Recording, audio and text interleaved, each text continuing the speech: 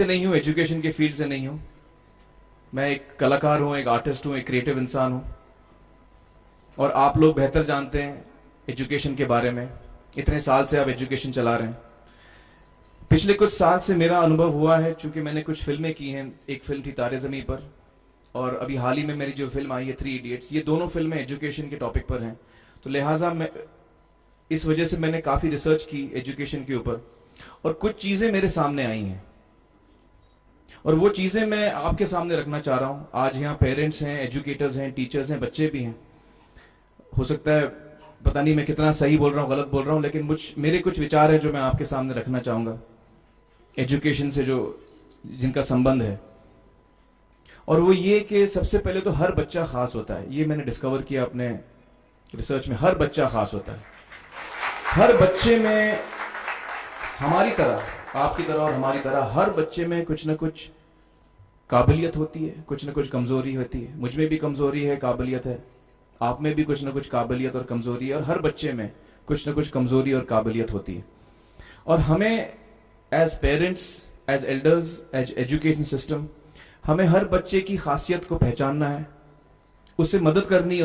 उसकी क्या खासियत है, उसका क्या दिल चाहता है, उसे किस चीज में खुशी मिलती है, वो हमें उसको हेल्प करना है कि हम उसको वो ढूंढ सके, और उसमें हमें सपोर्ट करना है। और जो उसकी कमजोरी है उसमें हमें उसको सपोर्ट करना है।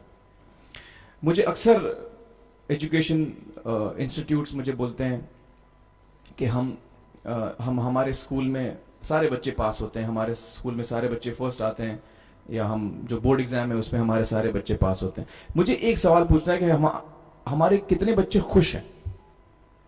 सबसे बड़ा सवाल मेरा ये है, how many of our children are happy? और वो जो हैप्पीनेस क्वोशेंट है ना, वो मेरे लिए सबसे अहम है।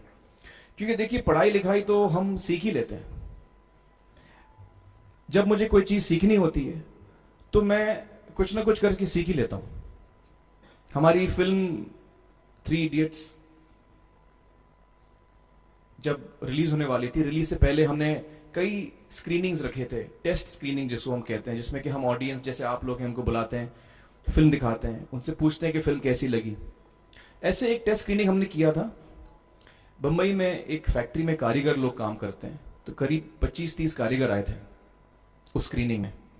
स्क्रीनिंग के बाद उनका एक कारीगर था, उसने मुझसे एक सवाल पूछा। उसने मुझसे ये पूछा, आप लोगों ने फिल्म देखी है 3 इडियट्स? उसमें उसने मुझे एक सवाल पूछा जो बहुत कमाल का सवाल था। उसने मुझे ये सवाल पूछा कि सर, पिक्चर के अंत में हमें पता लगता है कि आप तो रणछोड़ दास थे ही नहीं, रैंचो तो थे ही नहीं आप, तो सर्टिफिकेट तो आपको मिला नहीं, वो तो जावेद जाफरी को मिल गया। तो आप इतने बड़े साइंटिस्ट कैसे बन गए? इतने बड़े पेटेंट्स, 400 पेटेंट्स, जापानी लोग आपके पीछे पड़े हैं, तो आपको सर्टिफिकेट तो मिला नहीं, तो आप इतने बड़े साइंटिस्ट कैसे बन गए? बहुत ही अहम सवाल है ये, बहुत ही इंपॉर्टेंट सवाल है। और ये जो मुद्दा है उसके हार्ट में जाता है ये, कि जब मैं एग्जाम के लिए रट के जवाब देता हूं और वो जवाब में मुझे नंबर मिलते हैं और मैं पास हो जाता हूं, तो मेरे हाथ में एक पर्चा आता है जो मुझे कहता है कि मैं पढ़ा लिखा हूं। लेकिन वाकई में पढ़ा लिखा हूं या नहीं, ये अभी तक हमको श्योर मालूम नहीं है। लेकिन जब आप नॉलेज चाहते हैं कि आपको मिले, विद्या मिले आपको, तो फिर वो कागज का मायने कुछ होता नहीं है। तो मैंने उसको जवाब में 2 सवाल पूछे। मैंने बोला उसको कि भैया, आपको क्या लगता है मैं अच्छा एक्टर हूं? उसने बोला हाँ, देश भर में आप सब लोग मानते हैं आपको, आप अच्छे एक्टर हैं। मैंने उससे कहा कि भैया, मेरे पास कोई सर्टिफिकेट नहीं है जो कहता है कि मैं अच्छा एक्टर हूं। मेरे पास कोई कागज नहीं है जो मुझे बोलता है कि मैं अच्छा एक्टर हूं। मैंने फिर उससे एक सवाल पूछा कि मैंने सुना आप बहुत अच्छे कटर हैं, आपके जो बॉस मुझे बताते हैं कि आप उनके मेन कटर हैं और आपकी बड़ी इज्जत करते हैं वो। आपके पास कोई पर्चा है, सर्टिफिकेट है जो मुझे बताता है कि आप कटर हो? उसने बोला नहीं सर। तो मैंने बोला आपका जवाब आपको इधर ही मिल गया। Education is beyond marks, education is beyond grades, education is what you learn. और मेरी इच्छा है कि हिंदुस्तान में हम एजुकेशन को इस नजरिए से देखें कि हम अपने बच्चों को वाकई शिक्षा दें। और शिक्षा हम खुशी से दें, क्योंकि शिक्षा में सिर्फ ज्ञान नहीं होता, शिक्षा में एक और चीज मिली हुई होती है, वो ये है कि हम अपने बच्चों को डेवलप करते हैं एज ह्यूमन बींग्स। आगे चल के वो जिंदगी में अच्छे इंसान बने, आगे चल के वो अपने पैरों पे खड़े रह सकें, आगे चल के वो इज्जत की जिंदगी जी सकें, आगे चल के वो दूसरों के बारे में ध्यान रखें, आगे चल के वो किसी के चेहरे पे मुस्कुराहट ला सकें, आगे चल के वो किसी की मदद कर सकें। This is what we should develop of our children. ये मेरी फीलिंग है। मैं जहां भी देखता हूं, ये मेरे साथ भी हुआ है जब मैं छोटा था। जब से हमारे बच्चे छोटे होते हैं, जब से बच्चे पैदा होते हैं, बच्चा घर आता है, हम बच्चे को पूछते हैं भाई मार्क्स कितने मिले, फर्स्ट आया कि सेकंड आया? वो बोलता है सेकंड। सेकंड आया तो अरे फर्स्ट नहीं आया, डांट पड़ती है उसको। जो बोलता है मैं 10th आया तो उसकी तो हालत ही बुरी हो जाती है। बच्चे को लगता है यार ये फर्स्ट आना बड़ा जरूरी है। उसको रेस में हम पूछते हैं तुम रेस में फर्स्ट आए कि सेकंड आए?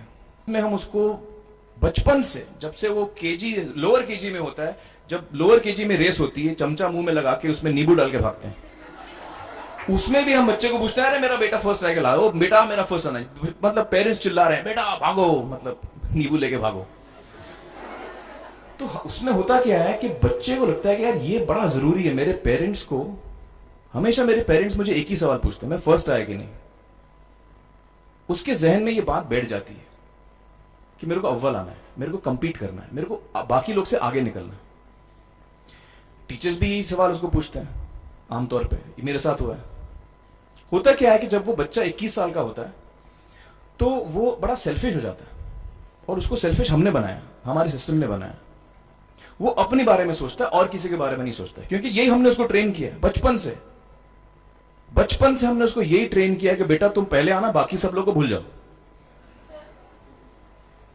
तो जब वो नौजवान बनता है तो उसका नजरिया सोसाइटी की तरफ यही हो जाता है कि भैया मुझे आगे बढ़ना है, बाकी सब बाय हुक और by crook I must succeed, I don't care about anybody else.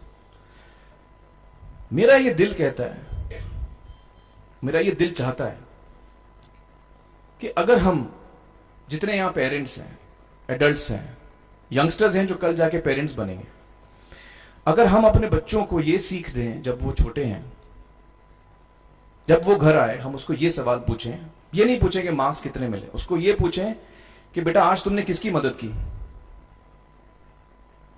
आज तुमने किसके चेहरे पे मुस्कुराहट लाई। अगर हम उसको ये पूछें तो उसको ये लगेगा कि यार जरूरी ये है। मेरे पेरेंट्स मुझे हमेशा ये पूछते हैं, मार्क्स का तो कभी पूछते नहीं, वो मुझसे ये पूछते हैं कि भैया तुमने किसको हेल्प किया आज। तो हेल्प करना लोगों को, लोगों के बारे में सोचना, लोगों के चेहरे पे मुस्कुराहट लाना, ये मेरे पेरेंट्स के लिए बड़ा इंपॉर्टेंट है। साइकोलॉजिकली वो इस चीज के साथ बड़ा होगा, स्कूल वही जाएगा, पढ़ाई लिखाई वही करेगा, वो उसका नजरिया थोड़ा बदल जाएगा। जब वो बच्चा नौजवान बनेगा, 21 साल का होगा, और सारे बच्चे उस उम्र के जब 21 साल के होंगे, हमारी सोसाइटी चेंज हो जाएगी।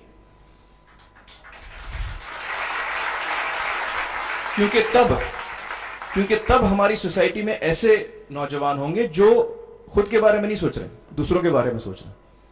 तो मुझे लगता है कि सबसे बड़ी चीज जो हमारे एजुकेशन सिस्टम में मैं देखना चाहूंगा, जो मैंने अपने स्कूल लाइफ में नहीं देखी, कि हमको ये अहमियत इस पे दी जा रही है कि हम अपने आसपास के बच्चों को कितना हेल्प कर रहे हैं। ये एक बहुत बड़ी तब्दीली अगर आ जाए तो मुझे लगता है कि हमारा देश बहुत सुधर सकता है, बहुत बदल सकता है।